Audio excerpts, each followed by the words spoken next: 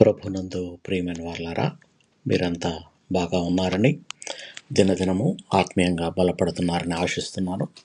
ఈరోజు దేవుడు మనకిస్తున్న వాగ్దానం ఇర్మియా గ్రంథం 32వ అధ్యాయం 40వ వచనం.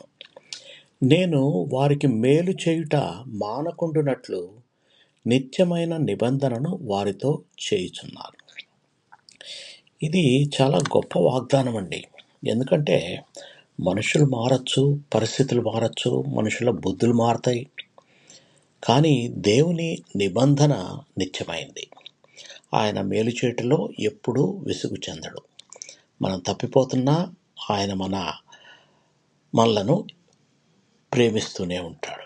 ఇంకా దేవుడు అంటున్నాడు, వారు నన్ను విడువకుండునట్లు వారి హృదయంలో నా ఎడల భయభక్తులు పుట్టించెదను. దేవుడు కేవలం బయట నుండి మార్పు కోరడు, కానీ మన హృదయాల్లోనే మార్పు చేయడానికి ఆయన సిద్ధంగా ఉన్నాడు.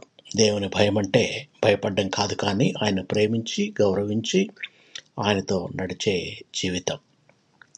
ఈ వాక్యం మనకి ఏం గుర్తు చేస్తుందంటే, దేవుడు మనల్ని ఎప్పుడూ వదిలిపెట్టడు. ఆయన నిబంధన శాశ్వతమైంది.